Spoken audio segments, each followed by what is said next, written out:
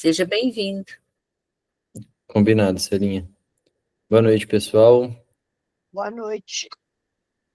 Fico feliz aí que o Boa Rafael tenha noite.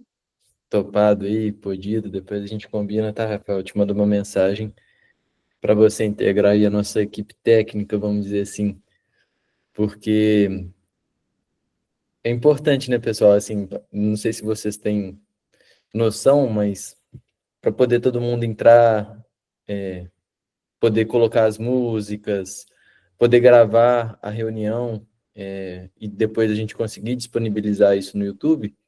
Isso custa dinheiro e também custa tempo e um pouco de conhecimento, né, para poder fazer com que tudo flua da melhor forma possível.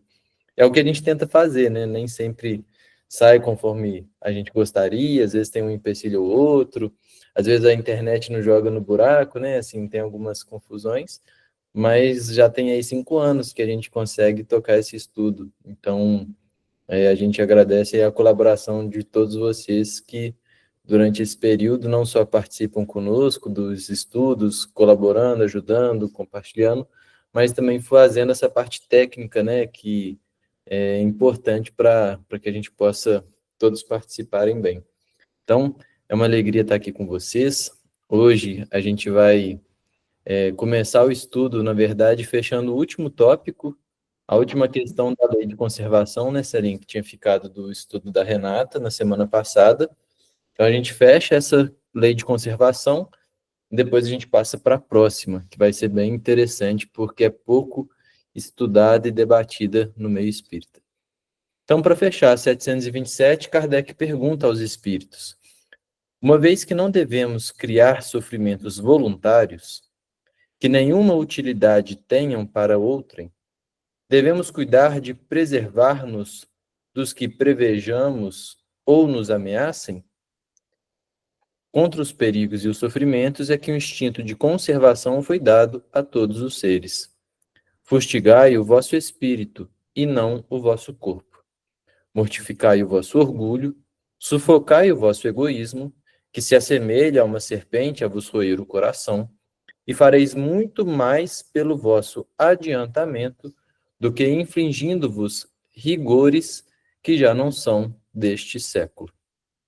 Então, essa questão ela fecha, né, tudo aquilo que nós estudamos na lei de conservação, mostrando que para nós é um dever, de fato, preservarmos a nossa vida, cuidar do nosso corpo, cuidar da nossa saúde, cuidar do nosso planeta, tudo aquilo que é obra da criação divina e obra dos homens passa pelo nosso processo de cuidados, mas se nós quisermos, de fato, causar um certo, vamos dizer assim, desconforto em benefício ao nosso próprio progresso espiritual, que seja, sim, o sofrimento do nosso espírito e não o sofrimento do nosso corpo.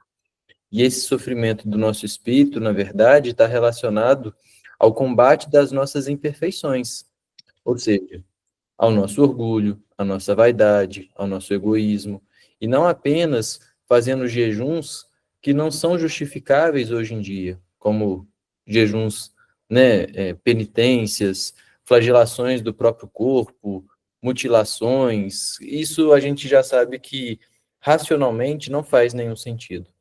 Então, se eu quero me colocar numa situação desconfortável para que isso me impulsione ao progresso, que eu me prive das fofocas, que eu me prive da maledicência, que eu me prive da crítica, que eu me coloque em espírito de serviço, para que assim a fraternidade possa surgir e aí eu conseguir me desenvolver.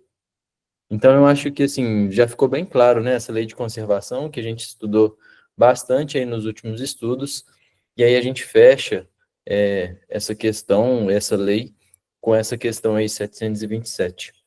Sobre a lei de conservação, pessoal, vocês querem fazer mais algum comentário? Querem fazer alguma pergunta? Querem trazer algum comentário sobre essa lei? Ou ficou claro aí para todo mundo?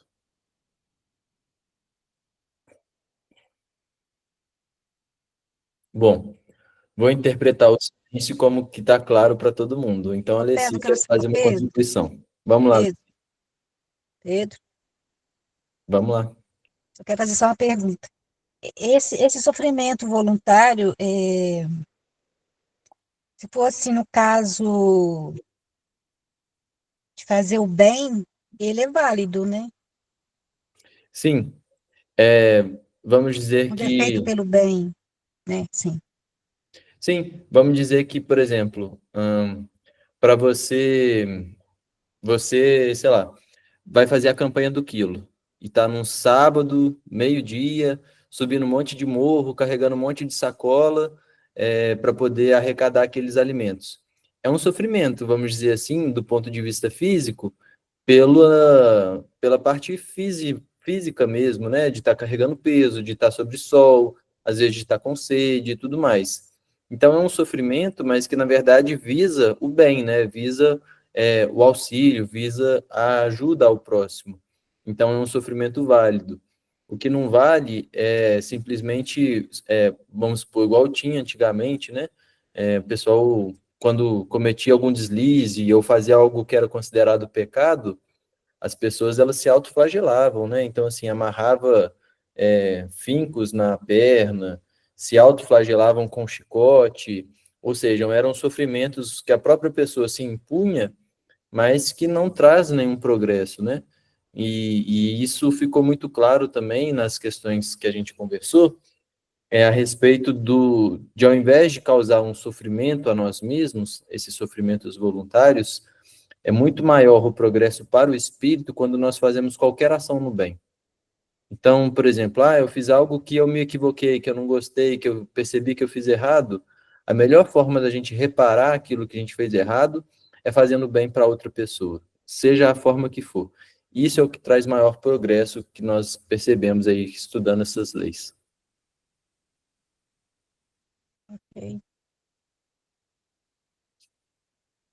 Tranquilo, pessoal? Bom, vamos agora para uma lei polêmica. Não polêmica no sentido de polemizar, mas polêmica porque é pouco estudada, pouco compreendida, pouco debatida, e a gente pede aí a Jesus que nos inspire, que nos ilumine para termos a capacidade, né, de trazermos algumas reflexões, construirmos reflexões junto com vocês, para que a gente possa, de fato, compreender melhor essa lei que parece, a primeiro momento, né, um contrassenso, mas que na verdade faz total sentido e a gente vai perceber isso aí. Então, nós vamos estudar a lei de destruição nesse capítulo 6 da terceira parte. E essa capítulo 6 ele vai abordar as seguintes temáticas: destruição necessária e destruição abusiva, flagelos destruidores, guerras, assassínio, crueldade, duelo e pena de morte. Nem parece que esse livro foi escrito lá no século XIX, parece que foi escrito mês passado. Mas a gente percebe que está completamente atual e a gente vai compreender melhor, então, o que que é essa lei da destruição e por que que é uma lei divina, né? Por que que isso está como uma das leis do universo. Então, na 728, Kardec vai abordar sobre essa questão da destruição necessária e destruição abusiva. E ele pergunta: é lei da natureza a destruição? Então, a primeira questão que ele quer perceber é, de fato, se isso é uma lei da natureza, se é uma lei divina. E aí os espíritos esclarecem: preciso é que tudo se destrua para renascer e se regenerar. Porque o que chamais destruição não passa de uma transformação, que tem por fim a renovação e melhoria dos seres vivos. Então, os espíritos esclarecem, começam a resposta já nos trazendo uma outra perspectiva, porque é exatamente isso que acontece com toda a doutrina espírita quando nós começamos a estudar. Aquilo que nós já julgamos ser bom ou ruim, ser uma coisa que fomenta o progresso ou não, muitas vezes nós enxergamos de uma forma equivocada. E a lei da destruição muitas vezes passa por esse prisma de uma visão equivocada da nossa parte por ignorância. Então, eles começam nos mostrando que é necessário que tudo se destrua para renascer e se regenerar. E quando nós vemos algumas palavras na codificação, elas são muito fortes, como, por exemplo, quando ele se refere a tudo, sempre, nunca. Por quê? Porque esse livro ele não foi escrito para um período circunscrito no tempo. Ele é uma revelação espiritual. Portanto, ele é válido não apenas aqui no planeta Terra e não apenas num período circunscrito do tempo. Então, quando fala preciso é que tudo se destrua, é porque tudo que é material, ou seja, tudo que é matéria, vai acabar e vai se transformar, vai renascer e regenerar. Então, tudo que a gente conhece como matéria, e que aí a gente pode falar do nosso próprio ponto de vista material, que nós percebemos, vai acabar. Então, as estrelas que nós conhecemos, elas acabam, elas se destroem. O Sol, um momento acaba. O próprio planeta Terra, um momento vai acabar. E tudo isso vai se transformando, vai renascendo, vai se regenerando. O nosso próprio corpo, ele é formado da poeira das estrelas. Então, tudo que nós enxergamos como uma destruição, nada mais é do que uma transformação. É uma mudança de estado, que tem como finalidade a renovação e a melhoria dos seres vivos. Então, nós percebemos que essa lei da destruição, ela está em sintonia com a lei do progresso. E ela é um contrapeso à lei de conservação. E a gente vai aprofundar isso nas próximas questões também. Na 728A, Kardec pergunta: o instinto de destruição teria sido dado aos seres vivos por desígnios providenciais? E eles esclarecem: as criaturas são instrumentos de Deus, as criaturas são instrumentos de que Deus se serve para chegar aos fins que objetiva. Ou seja, todas nós, todas as criaturas, são apenas instrumentos de Deus para cumprir a sua finalidade. Para se alimentarem, continuam os espíritos, os seres vivos reciprocamente se destroem. Destruição esta que obedece a um duplo fim: a manutenção do equilíbrio na reprodução, temos aqui o primeiro objetivo, que poderia tornar-se excessiva, e o segundo fim, que é a utilização dos despojos do invólucro exterior que sofre a destruição. Esse invólucro é simples acessório e não a parte essencial do ser pensante. A parte essencial é o princípio inteligente, que não se pode destruir e se elabora nas metamorfoses diversas por que passa. Então, esse princípio inteligente que nós estudamos lá na primeira parte do Livro dos Espíritos é o que permanece, é o que vai se aprimorando. É aquela frase de Leon Denis que eu não me recordo agora ao certo, né? Mas nasce vegetal, transforma para o animal, e aí eu não lembro a frase certinha, mas que é muito dita aí no movimento espírita, ou seja, esse princípio inteligente ele vai se aprimorando, mas da ponto de vista físico, esses despojos eles vão ficando, né, no solo, no planeta, na materialidade da nossa existência. Então, lá no próprio Evangelho, Jesus deixa muito claro isso para nós, quando ele faz uma comparação, né, na metáfora lá do grão de trigo, ele fala que se o grão de trigo caindo na terra não morrer, fica ele só. Mas se morrer, ele produz muito fruto. Então ele nos mostra que essa lei de destruição, ele faz parte, né?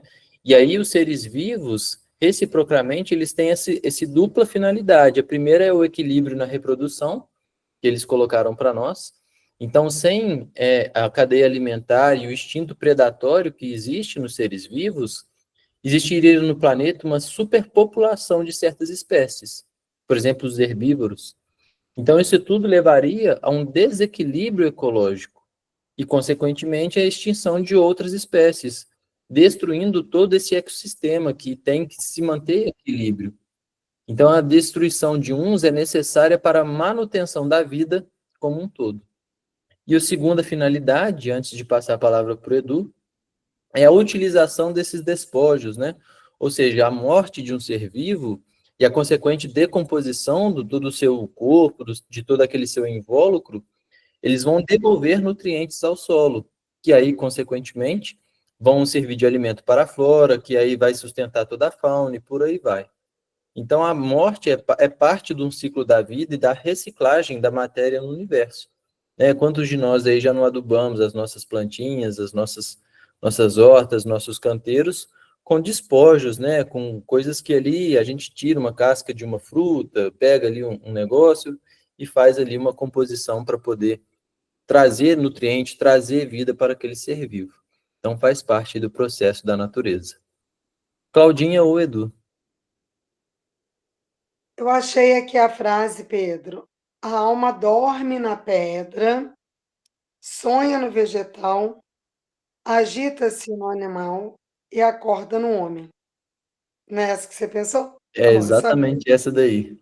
Mas eu não tenho capacidade de memorizar isso, ainda bem que você procurou. Não, eu não memorizei, não, pesquisei.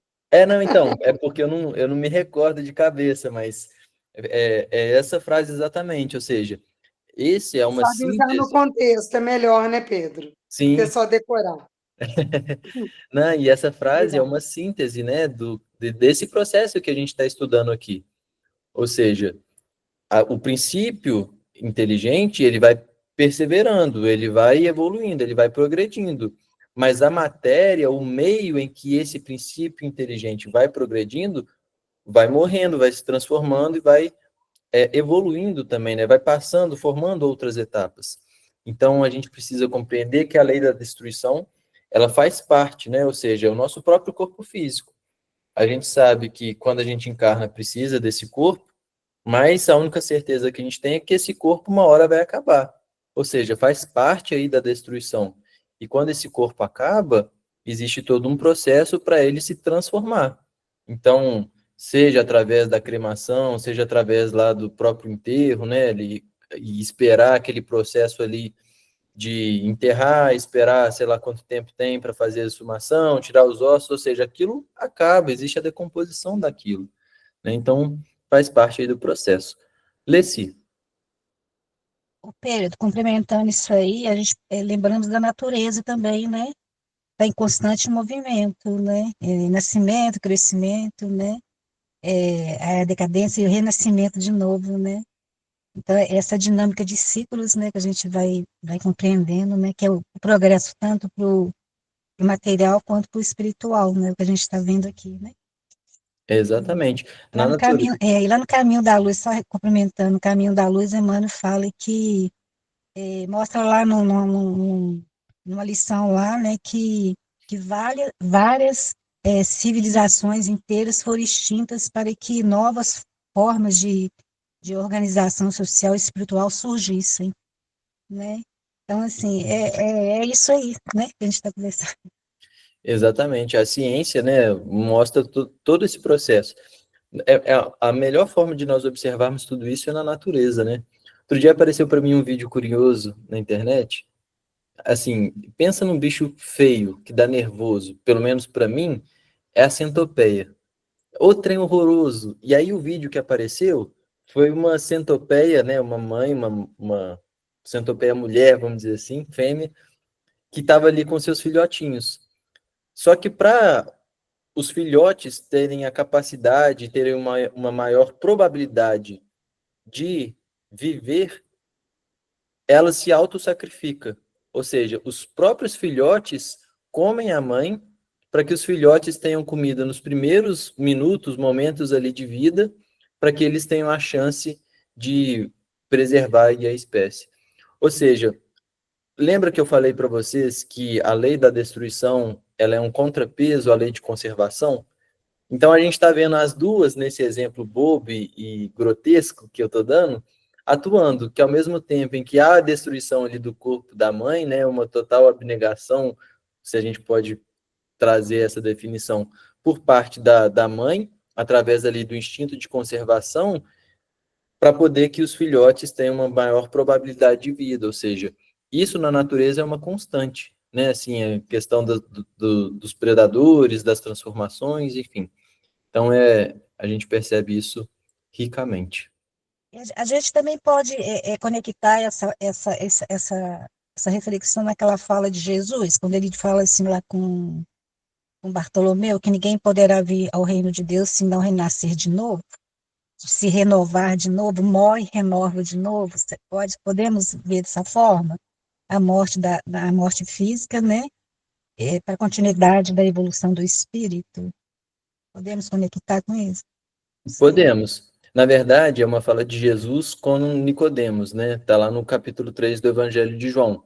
Porque ele ainda pergunta para ele, mas Senhor, como que a gente pode nascer de novo se o corpo acaba? Ou seja, ali também está relacionado a parte mais da reencarnação, né? Mas, ao mesmo tempo, a gente pode mostrar, né? Jesus mostra ali que o corpo ele vai sempre perecer, mas que sem a morte do corpo físico, a gente não vai se reconectar ao mundo espiritual, porque a gente só retorna ao mundo espiritual quando são rompidos os laços do espírito que estão ligados ao corpo físico através do perispírito. Então, lembra que quando a gente encarna, a gente precisa ligar o perispírito, né, célula a célula, ou seja, o nosso perispírito está ligado célula a célula no nosso corpo físico. O processo de desencarne, né? E aí, desencarne eu me refiro quando ao completo processo de desenlace do espírito em relação ao corpo físico, precisa acontecer de fato essa morte, precisa acabar o fluido vital para que o espírito consiga se desprender e ali continuar a sua trajetória no mundo espiritual.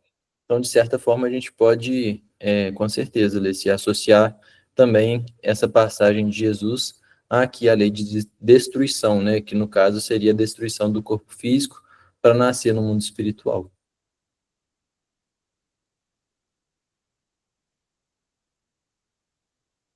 Boas considerações, pessoal. Mais alguma questão? Vamos avançando, então. 729.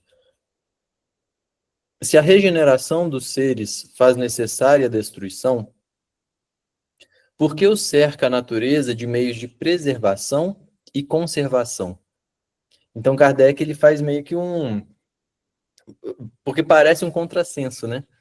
Então, Kardec ele coloca essa questão para eles. Poxa, se a regeneração dos seres é importante que haja essa destruição, por que a gente teve que estudar e viu, né, anteriormente todos esses processos de conservação, de preservação, que passa, na verdade, como um instinto, né, de todos os seres vivos? E aí os espíritos deixam claro, a fim de que a destruição não se dê antes do tempo. Então, essa é a chave. A destruição, ela não pode se dar antes do tempo. E por isso que nós temos diversos mecanismos de preservação e de conservação. Toda destruição antecipada obsta ao desenvolvimento do princípio inteligente. Por isso foi que Deus fez que cada ser experimentasse a necessidade de viver e de se reproduzir. Então, essa lei de conservação, ela existe para nós para proteger o ser vivo de uma destruição antecipada. Ou seja, se nós nos destruíssemos, vamos dizer assim, se nós rompêssemos a nossa vida antes de cumprir o determinado tempo, ou seja, se a vida é interrompida de forma prematura, e aí nós temos diversos meios disso acontecer, seja, por exemplo, por um aborto, por um suicídio, por uma morte causada por uma imprudência qualquer, esse aprendizado, esse progresso, ele é interrompido. Porque ali a gente deixa de passar por provas, expiações, por planejamentos que a espiritualidade fez, que o nosso guia espiritual e o responsável pela nossa encarnação traçou, a gente interrompe isso de maneira precoce. Então, por isso que eles colocam, isso obsta ao desenvolvimento do princípio inteligente, ou seja, há um bloqueio, né? Isso atrapalha o desenvolvimento de nós enquanto espíritos. Por isso que devemos sempre valorizar a vida.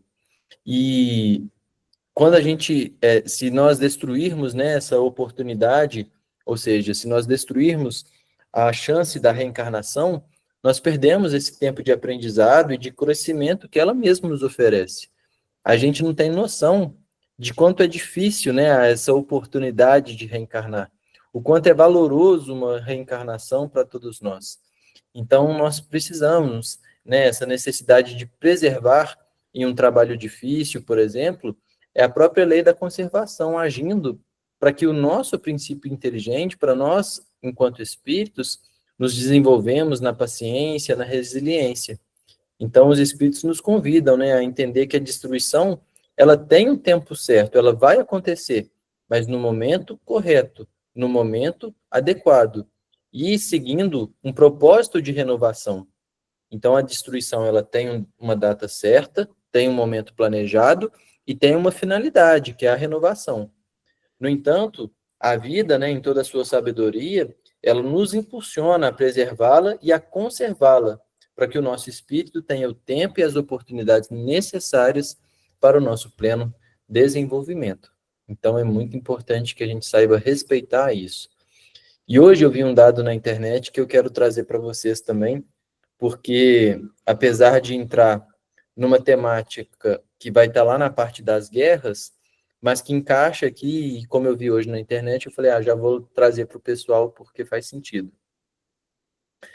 Os Estados Unidos, eles são um país, né, que eles gostam muito de dados, muito de métricas, então eles têm dados para tudo, né, assim, é impressionante como que eles sistematizam todo esse processo.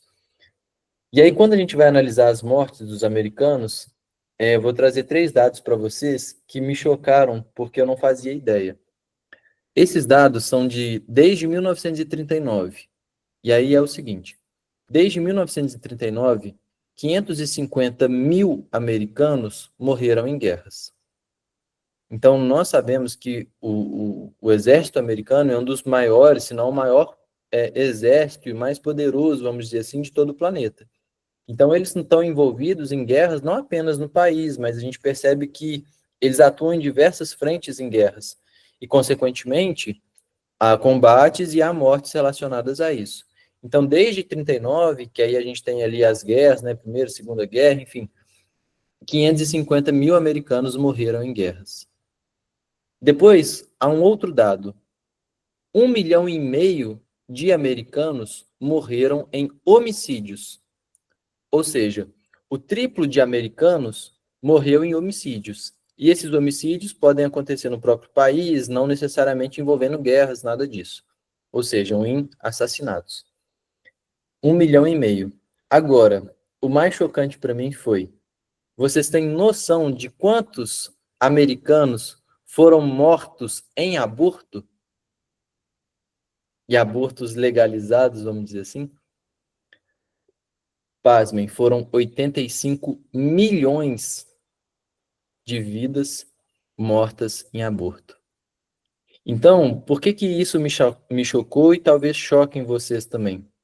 Porque quando a gente vê uma guerra acontecendo, quando a gente tem a oportunidade de ver a morte, vamos dizer assim, frente a frente, talvez de forma mais trágica, mais abrupta, isso nos choca demais.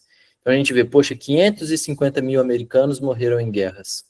1,5 milhão morreu assassinados.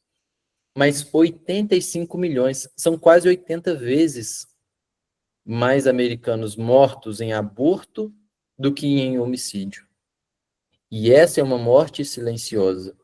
E a gente não pode ser negligente nesse sentido.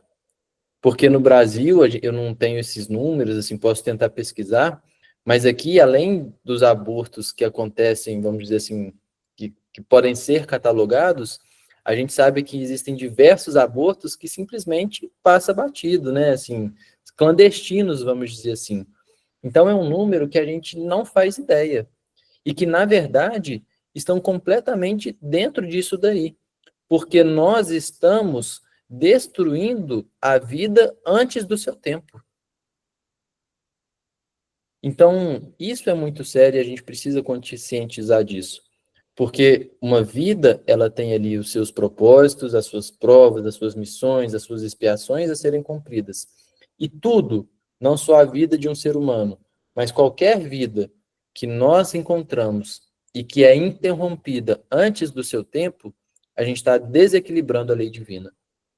Por isso que aquele mandamento não matarás é tão difícil para nós. Por quê? Porque se a gente vê uma barata, dificilmente a gente vai falar assim, barata, por favor, sai aqui do meu quarto, sai aqui da minha casa, vai lá para o quintal. A gente simplesmente vai matar. Mas se a gente está matando antes do tempo, provavelmente a gente vai estar atrapalhando esse equilíbrio. Percebe que isso vai chegando em níveis de sofisticação que ainda estão além do nosso grau de adiantamento. Mas o que a gente precisa ter consciência é: tudo que eu puder preservar na natureza, é meu dever lutar para preservar.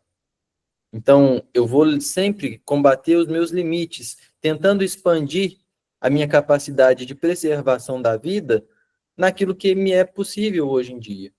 Então, se hoje eu ainda não consigo deixar de matar uma barata, eu vou expandindo isso para o que me é possível, para o que me é palpável, para o que me é tangível. E aí sim, eu vou estar respeitando a lei de conservação, mas também essa lei de destruição. Tá claro, pessoal? Ficou compreensível? Alguém quer trazer mais alguma consideração? Depois eu vou... É porque dentro que você falou aí, né, Pedro, eu penso assim, que quando a gente tem esse olhar, a gente não está violando a ordem natural, né, estabelecida por Deus das coisas, né, em todos os sentidos, né, Sim, né? exatamente. Eu vou deixei aí nos comentários os dados aí para vocês, para quem quiser pesquisar, olhar depois. É possível até depois conversar aí nessa própria conversa para poder pesquisar dados sobre o Brasil, enfim, fica a fonte, vamos dizer. Bom, vamos continuar. 730. Uma vez que a morte nos faz passar a uma vida melhor, nos livra dos males desta, sendo, pois, mais de desejar do que de temer, porque ele tem o homem instintivamente tal horror que ela lhe é sempre motivo de apreensão. Então, o que Kardec fala é o seguinte, né? Se a vida verdadeira é a vida no mundo espiritual, se a vida no mundo espiritual tende a ser melhor do que a vida aqui de encarnados, porque aqui a gente sabe que encarna para passar pelas provas e pelas expiações, por que muitas das vezes nós temos mais medo da morte do que desejamos a morte? Por que a gente mais teme ela? Por que a gente tem horror ao homem?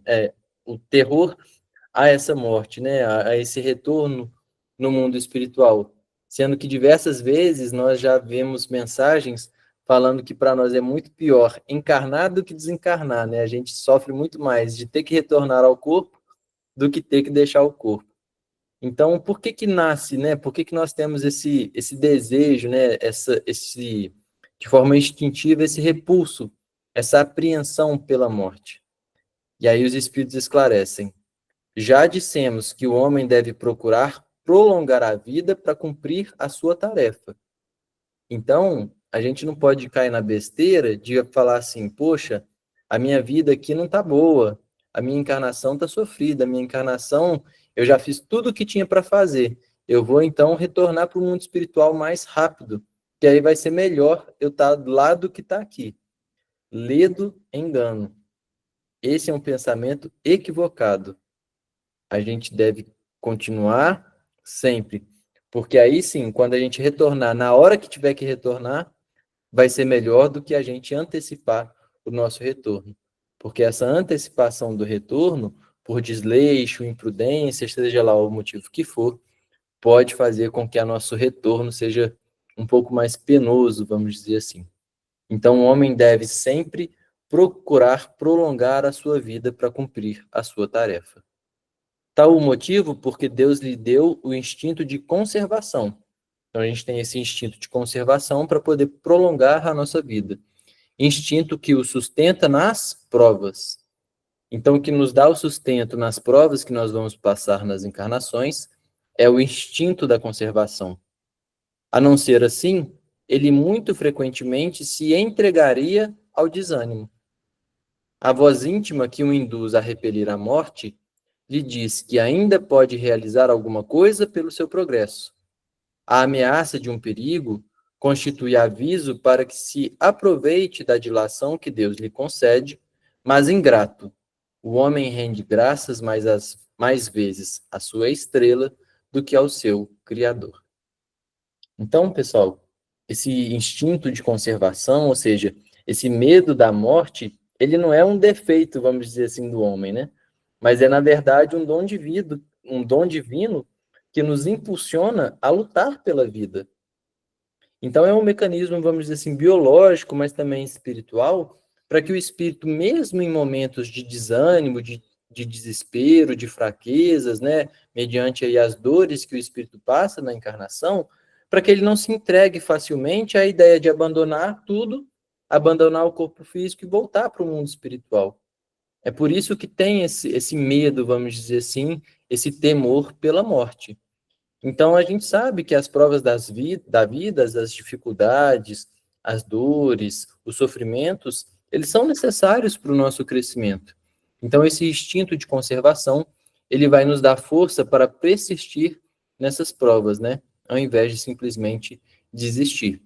Então, a gente pode, na verdade, perceber que o medo da morte, como os próprios espíritos nos esclarecem aí nessa resposta, que esse medo da morte é a voz da nossa própria consciência, né? Ou seja, é a própria lei divina. E por isso que a gente vê que a lei de conservação é uma lei divina, e por isso que eles colocam que a nossa consciência, ou seja, a gente vai percebendo como que tudo vai se encaixando, né?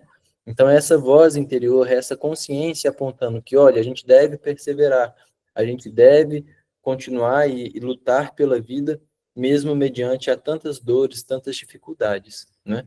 E quando a gente traz essa temática para o nosso dia a dia, a gente percebe que esse medo, na verdade, ele se manifesta em diversas frentes, vamos dizer assim, e a gente pode perceber as suas utilidades.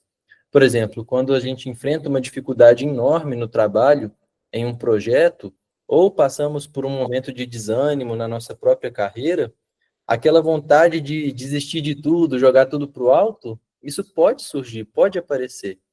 E aí, esse instinto, ele vai nos mostrar que, olha, é a nossa vontade de viver, de seguir em frente, que nos faz buscar soluções e, consequentemente, cumprindo ali o nosso papel profissional ou nos adaptando para que a gente possa realizar algo que nos preencha de fato, né? Na saúde também, esse medo da morte, ele pode nos levar a procurar uma ajuda médica, a mudar hábitos alimentares, a fazer exercícios físicos. Então, muitas vezes, as pessoas elas só procuram a ajuda de um profissional quando elas pensam que vão morrer, né? E aí percebe-se, nossa, mas o meu exame deu muito alterado, nossa, mas o fulano que morreu teve tal coisa. Aí parece que cai a ficha, a pessoa fica com medo de morrer, e aí decide procurar uma ajuda médica. A gente sabe que tem muita gente que negligencia isso, que tem medo de médico, tem medo de fazer exame, tem medo de, em última instância, preservar a vida. Mas aí, quando há uma situação extrema assim na saúde, a pessoa parece que cai a ficha e começa a mudar hábitos, começa a se cuidar, ou seja, começa a preservar, a conservar ali o corpo, ao invés de simplesmente se entregar à doença, né? Então, esses instintos, eles nos impulsionam a lutar pela vida, a cuidar do nosso corpo. No próprias relações de trabalho, né, nas nossas próprias relações familiares, nós percebemos que esse medo da morte ele também se faz presente, né? Porque quando a gente percebe que pode perder um ente querido, isso nos faz valorizar a presença dele. Então, se a gente parar para pensar, eu não sei quem de vocês ainda tem, por exemplo, mães, pais, avós, vivos ainda, né, ou pessoas mais próximas, ou nós mesmos sendo avós e tendo os nossos filhos, né, ou os nossos, enfim, essas pessoas da nossa família. E aí eu vou dar um exemplo pessoal para poder me fazer entender melhor. Mas, por exemplo, meu avô, ele é acamado, teve diversos problemas de saúde, está abatido, né, vamos dizer assim. Eu não sei mais quantos encontros eu vou ter com ele. Eu não sei mais quantas, considerando que eu moro em Juiz de Fora, ele mora em Barbacena. Se eu for uma vez para Barbacena no mês, é muito, e considerando que eu vá todos os meses, eu estou falando de 12 encontros no ano. Se eu falar que são 12 encontros, eu não sei mais quantos anos ele tem a capacidade e a saúde física para poder viver. Mais 5? Serão mais 60 encontros no máximo? Então, quando a gente coloca na ponta do lápis e percebe que eu não sei mais quantos anos ele tem de vida, e às vezes eu posso retornar ao mundo espiritual antes do que ele, a gente às vezes começa a falar assim, porque no nosso dia a dia, essas pessoas que a gente tem mais contato, a gente acha que essas pessoas vão viver para sempre. E de fato vão. Mas esses contatos que nós temos aqui no corpo físico, eles são momentâneos, né? Eles têm uma data ali para se concretizar. E quando a gente tem esse medo de perder um ente querido, isso nos faz valorizar a presença dele, de querer resolver conflitos. Quantas vezes nós já nos percebemos que, às vezes, quando uma pessoa está lá no hospital, e eu já vi isso na minha própria família, a pessoa está lá no hospital, não está nada bem. Aí vai uma parte da família que brigou, que está sem falar e não sei o quê, aí vai lá e vê que a pessoa vai morrer ou que está numa situação grave e tenta reconciliar, tenta perdoar, tenta resolver, vamos dizer assim. Por quê? Porque é esse medo da morte. Ou ao contrário, né, faz com que a gente consiga expressar melhor o nosso amor, ou seja, nos estimulando a conservar esses laços afetivos. Então, esse aviso de perigo para alguém que amamos nos faz agir para protegê-lo, né? Para que a gente possa conservar de fato, ou seja, essa voz íntima, a nossa consciência, nos dizendo que ainda tem tempo para realizar algo em nosso favor. Claudinha.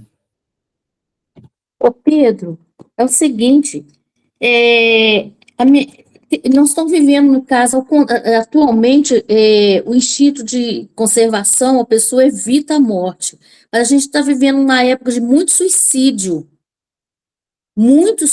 então está sendo ao contrário. Como é que fica essa questão do instinto de conservação?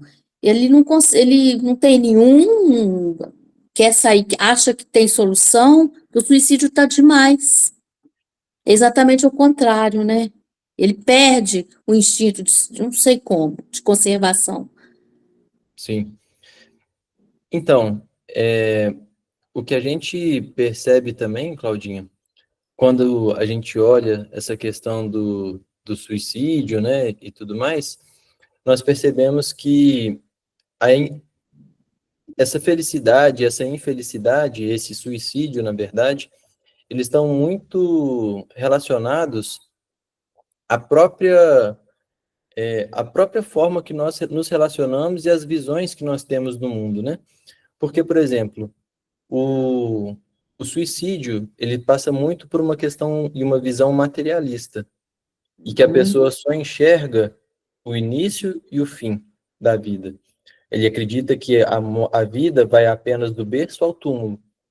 E aí a dor é tão grande, tão grande, tão grande, que ele acredita que é melhor ele acabar com a própria vida e que a única forma que a pessoa tem para acabar com aquele sofrimento é acabando com a própria vida. Então nasce, na verdade, de uma própria incompreensão que a própria pessoa pode ter a respeito da vida, né? Porque a pessoa que pensa no suicídio é uma pessoa que se considera infeliz. E aí a gente vai perceber a seguinte questão: quando nós percebemos que a felicidade verdadeira é a felicidade de nós enquanto espíritos, aí a gente vai compreender que, de fato, essa felicidade só é possível no mundo espiritual. Mas os espíritos nos mostram que no mundo, ou seja, encarnado, nós podemos ter uma felicidade, sim, comum a todos nós. E aí eles falam lá na 922, essa felicidade passa por 3 itens: com relação à vida material, a posse do necessário; com relação à vida moral, a consciência tranquila; e a fé no futuro. Quando o Kardec ele faz um contraponto a essa pergunta, ele fala lá na 943. Se a gente olhar aqui na 943, e eu vou pesquisar aqui porque eu não lembro de cabeça. Aqui, ó. Desgosto da vida, suicídio. Donde nasce o desgosto da vida que, em motivos plausíveis, se apodera de certos indivíduos? Efeito da ociosidade, da falta de fé e também da saciedade. Então, a gente percebe que muito do suicídio passa por esses 3 pilares e que se contrapõe a 922, que fala lá da felicidade. Porque o indivíduo que está ocioso é um indivíduo que só pensa nele mesmo. Ou seja, e que o próprio amor que ele tem a si próprio, ele está doentio, porque ele Sim, só pensa em si mesmo. eu pensei o seguinte, que essa lei de conservação tem na pessoa, ela pode evitar o suicídio, não pode? Porque ela tem esse instinto de conservação. Seria possível ele evitar? Pode. É isso que eu Quando... pensei. Entendi. Eu estava indo para outro caminho, ainda bem que você me interrompeu. Eu pensei por esse lado.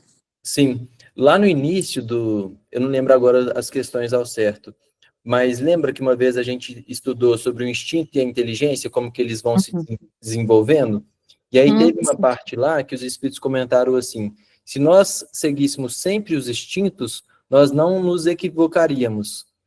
Mas como nós temos o desenvolvimento da inteligência, muitas vezes essa inteligência que nos joga, vamos dizer assim, É, no buraco. eu Por pensei quê? nisso. Porque é uma inteligência ainda limitada. É uma inteligência que pode sofrer até mesmo influências espirituais, como a obsessão, e aí, em casos mais graves, a subjugação, que modificam o nosso discernimento e não damos brecha a ouvir os nossos próprios instintos. Então, faz total sentido isso que você está falando. Por quê? Porque a É. pessoa tem o instinto, mas a Uhum. inteligência é que está fazendo com que ela, de fato, leve a essa decisão. Por quê? Porque a inteligência está equivocada, pela falta de Uhum. compreensão que ela leva da vida. Ou seja, que se conecta aqui também, que É, nasce desse desgosto da vida, fruto da ociosidade, da falta de fé e dessa saciedade, né? tá joia. Obrigada, tá?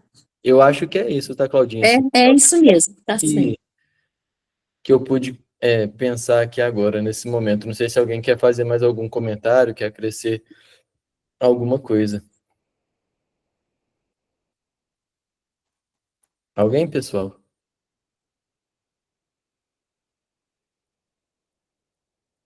Edu ou Claudinha? Sou eu. No YouTube tem uma palestra lá da FEB, FEB Lives. Fala exatamente o que a Claudinha colocou como pergunta aí. O tema é suicídio diante da lei de conservação à luz do Espiritismo. Depois, talvez seria o caso da gente assistir para ampliar, né, para a gente esse tema, porque envolve tantas coisas, né? Eu sempre lembro, quando falo em suicídio, eu lembro dos estudos que a Rogéria traz e o quanto foi necessário tantas existências para que aquele espírito pudesse subir, emergir e sair de um lodo, né? Então, a Rogéria traz assim, estudos muito bons, mas esse está escrito aqui, o título é O Suicídio Diante da Lei de Conservação à Luz do Espiritismo. É no YouTube, FEB da Federação, né? Federação Espírita do Brasil, brasileira. FEB Lives. Só isso que eu queria contribuir, se alguém depois quiser buscar. Ô, Claudinha, Obrigada. depois, se tiver como, coloca pra gente lá no grupo também o link, porque aí Coloco agora. é uma Mas eu temática não importante. assisti, tá, Pedro? Porque eu pesquisei aqui para ver se eu consegui elucidar até uma dúvida minha. Mas eu achei que é interessante. Se vem da FEB algo bom dentro da doutrina, vai ter para a gente peneirar ali e tirar para as nossas dúvidas. Coloco sim, obrigada. Com certeza, porque assim, é uma temática que está em alta. O próprio Kardec coloca isso na codificação, que num período de transição, os índices de loucura e suicídio seriam exagerados, né? Estariam muito em alta. Então a gente precisa se preparar, né? E se preparar em termos de conhecimento, de entendimento e de como nós nos responderemos a esses estímulos, porque não é porque somos espíritas que nós não teremos contato com isso, né? Infelizmente, nós temos casos de pessoas espíritas, né, ligados a familiares e trabalhadores espíritas engajados no movimento espírita, que cometem suicídio. Então, ser espírita não blida ninguém de passar ou dos seus familiares passarem por isso. Então, é um tema que precisa ser debatido, precisa sempre estar esclarecido, e quanto maior recurso, né, sabendo que são bons conteúdos, é importante aí para a gente estudar e pesquisar com certeza. Muito bom. Boa observação também, Claudinha Rodrigues. Bom, 731. Porque, ao lado dos meios de conservação, colocou a natureza os agentes de destruição. Então, toda hora o Kardec coloca essas duas, né, como um contrapeso aí. E aí eles esclarecem: é o remédio do mal, já dissemos, para manter o equilíbrio e servir de contrapeso. Né? Então, essa metáfora, essa, esse contrapeso, né, nos mostra que a destruição ela não é um mal em si, né, mas sim um remédio necessário para combater o desequilíbrio, que esse sim se tornaria um mal maior. Então, todos os ensinamentos do Cristo passa sempre por essa busca do caminho do meio, por essa busca do equilíbrio, né? Então, o mal do desequilíbrio, por exemplo, seria a superpopulação aqui no planeta Terra, o esgotamento dos recursos, a própria estagnação. Então, por exemplo, se a vida tivesse apenas a lei de conservação e reprodução, o planeta ele seria rapidamente assim superpovoado, né, por uma única espécie. E isso esgotaria todos os recursos, entraria em colapso, ou seja, a destruição age ali como um remédio necessário para manter a harmonia, né, para ter essa de fato essa condição que nós vivemos. Celinha. O Pedro, observando aqui o texto, ele fala, colocou a natureza, os agentes de destruição. Então, a gente percebe que é um processo natural. Não é destruição provocada pelo homem, né? É destruição natural, ela vai fluindo naturalmente, né? E ele fala que é uma falou, né, nos itens anteriores, um deles, que é uma transformação. Né? É uma destruição para transformação, que é diferente da destruição que nós, às vezes, provocamos, né? Exatamente. A gente tem que ficar muito atento, né, Celinha, para nós não estarmos usando da lei de destruição de forma equivocada, né, ou seja, de forma exagerada. Então, por exemplo, o desmatamento. A gente sabe que estamos ali destruindo a natureza. Muito do desmatamento é necessário para que haja, de fato, o progresso, a construção, o uso da madeira e tudo mais. É essencial para o ser humano. Por exemplo, hoje existem empresas sérias e responsáveis que atuam ali na indústria de celulose, que elas plantam mais árvores do que elas desmatam. E a celulose está presente em tudo, é importantíssimo para a nossa cultura, como nós enxergamos como ela é hoje. Agora, quando isso começa a ir para um abuso, para um uso desenfreado ou um uso doentio, aí foge do natural, foge do equilíbrio e relata, na verdade, retrata uma imperfeição nossa, né? É bem observado essa colocação. Leia. Pedro, estaria aí, por exemplo, as catástrofes, onde desencarna muitas pessoas, né, nas enchentes, nessas catástrofes aí mais numerosas que a gente tem visto ultimamente.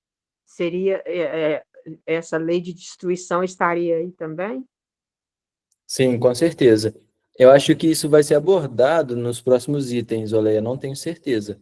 Mas é exatamente isso que você falou. Todos esses fenômenos naturais e que existem desde que a Terra é Terra, né?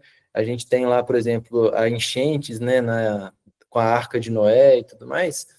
Ou seja, já são fenômenos da própria Terra de destruição, ou seja, para manter esse equilíbrio, para poder, de fato, modificar, e existem esses processos todos que, como a gente bem observa, por exemplo, se tem uma chuva torrencial e há inundações, problemas pelo nosso próprio falta de educação, de entupir bueiros, ou por falta de planejamento, que é da nossa própria ingerência dos recursos materiais, nós somos penalizados por isso. Não é culpa de Deus, vamos dizer assim.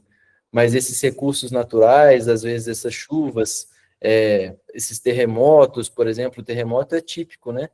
Que chacoalha o globo todo, e isso tem um motivo, tem um propósito, né? Ou seja, vai passar certamente ali por alguma destruição de alguma coisa, por mais que hoje nós vemos ali no Japão, né, a engenharia super sofisticada, um povo super atento, a gente viu que teve esse terremoto mais recente, e que ameaçou ter algumas ondas, né, alguns tsunamis ali na região do Japão. Eles, visto a toda aquela questão que teve antigamente, eles construíram barreiras para poder segurar ou diminuir o impacto da força das águas. Ou seja, também o ser humano tem a capacidade, a inteligência, e Deus permite que isso aconteça, para conservar as vidas, aquilo que é importante, mesmo ante a lei da destruição. E a lei da destruição, ela vai passar e vai destruir o que de fato é importante, obedecendo sempre a essa naturalidade, como a Celinha chamou a atenção. Então, essas catástrofes passam sim, quando são naturais, de acordo com essa lei de destruição.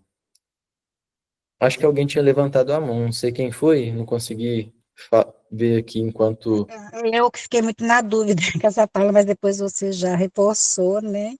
Porque muitas das vezes a gente tem visto aí o homem é culpado muitas vezes por essa destruição, vamos dizer assim, né? O fato né, da chuva ser a coisa natural, mas quando vem a terra, igual você já explicou, o homem já tem a inteligência para evitar certos, né, acontecimentos que levam aí, vamos dizer, à morte de muitos seres, né? Você já explicou direitinho, né? A inteligência do homem foi feita para isso, né? Para auxiliar nesses momentos, mas a gente hoje em dia vê que tem muito casos aí não acontece, né? Mas é isso, né? A gente compreender que tudo, né, faz parte do contexto de progresso ainda do ser humano, né? Exato. Bom, é isso então, Celinha. Hoje a gente para aqui na 731. Semana que vem a gente continua, se Deus quiser. Né? Obrigado aí, pessoal, pelas ricas colaborações na noite de hoje. Ô Pedro, muito obrigada. Que Jesus